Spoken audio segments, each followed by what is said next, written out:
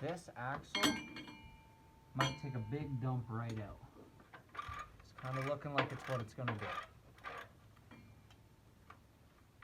Oh, it didn't fall yet.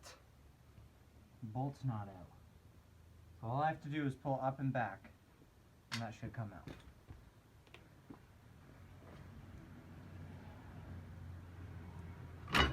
Woo! Okay. Yep. I was just reaching and it fucking took its spill.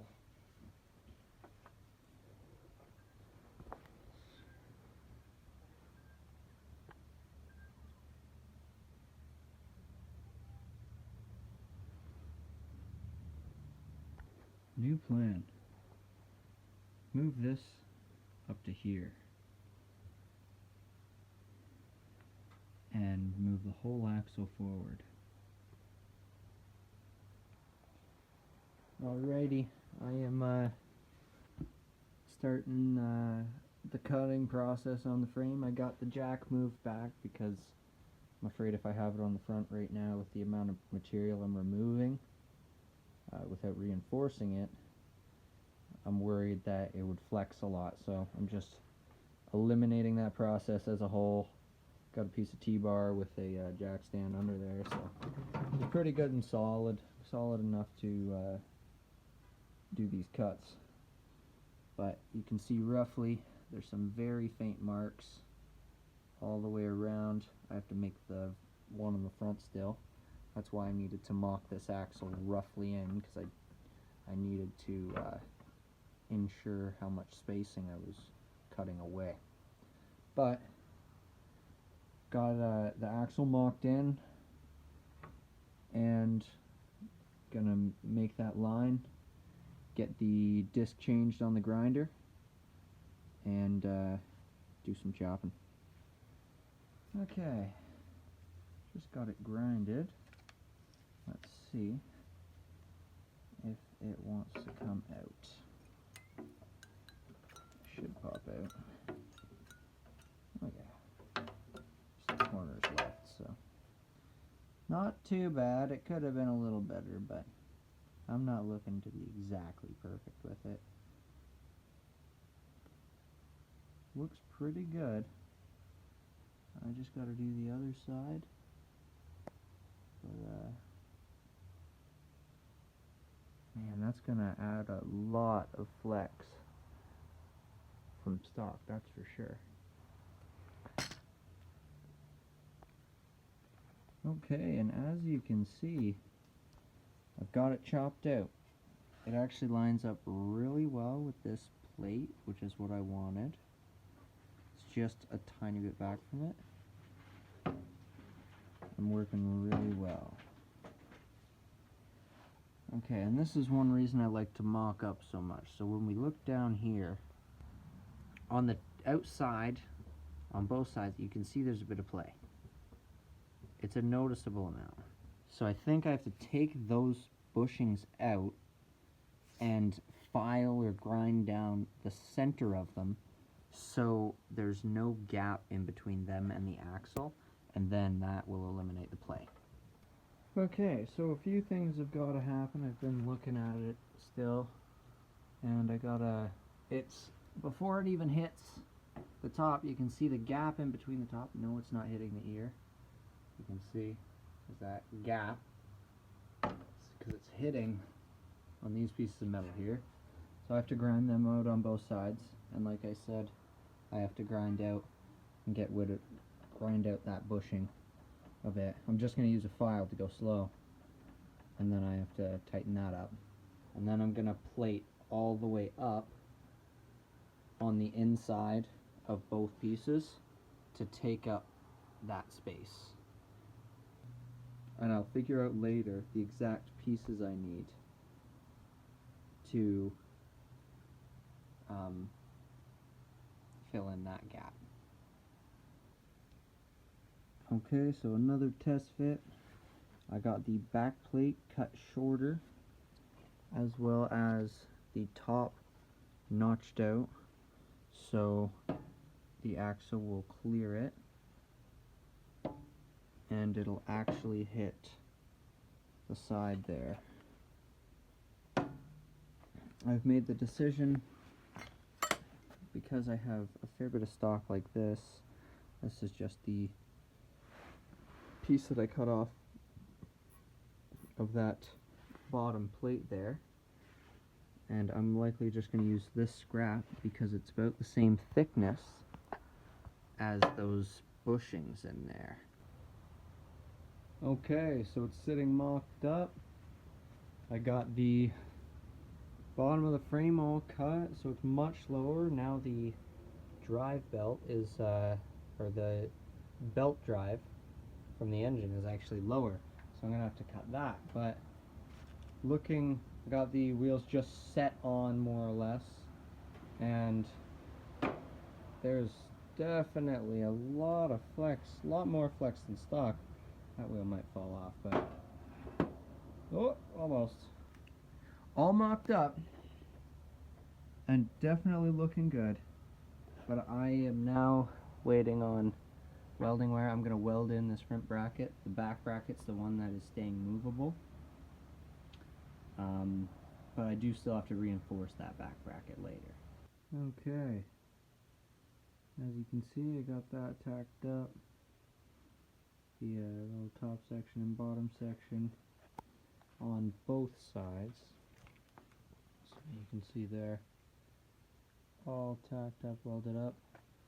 I also have this plate sitting here besides the spatter and a little bit of high edges. Just have to grind it flat. I'm not doing that tonight though. I also have to install some on the back here. I have to take that plate out to do that. And then we'll have the axle in. I just gotta pop these out now. Oh yeah.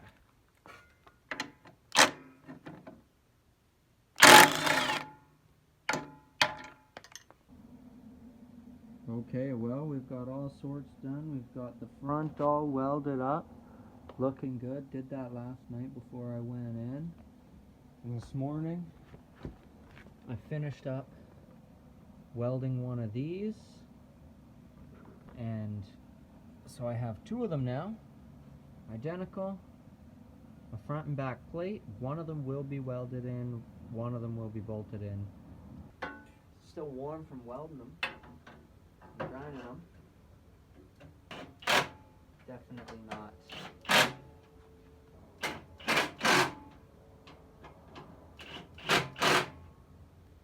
There it is. Alright. All I'm doing is just kind of bumping it up and comparing the bushing to the actual plate.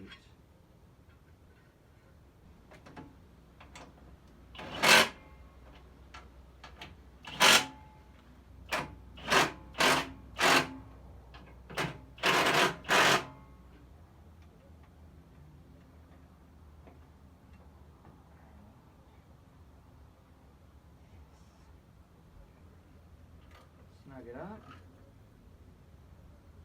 Pretty tight. Not totally tight. I really do want to see what's happening. And so we have rubbing on the front plate. Rear plate does seem to be pretty good.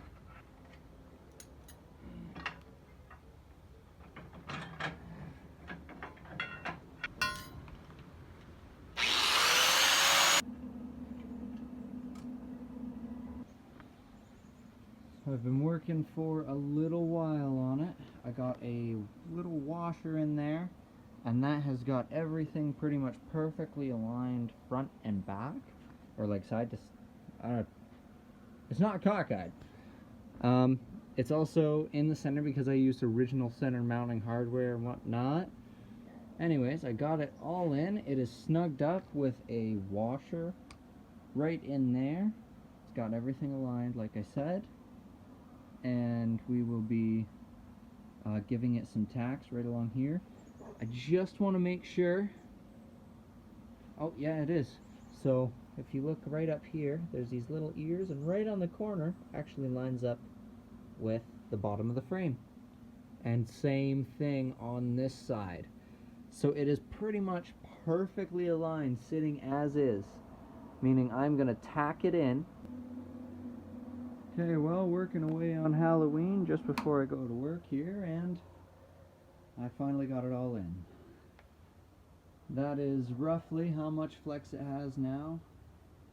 That is worlds more, and a ton more ground clearance up front in general than we used to have.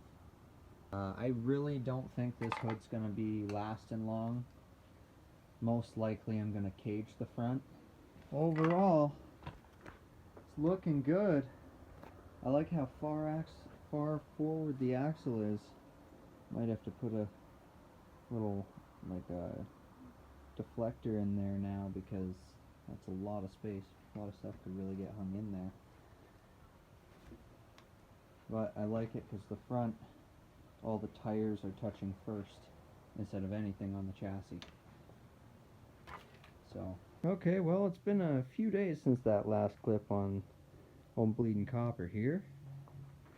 And I've just been thinking on what I'm going to do with the parts I have and whatnot right now.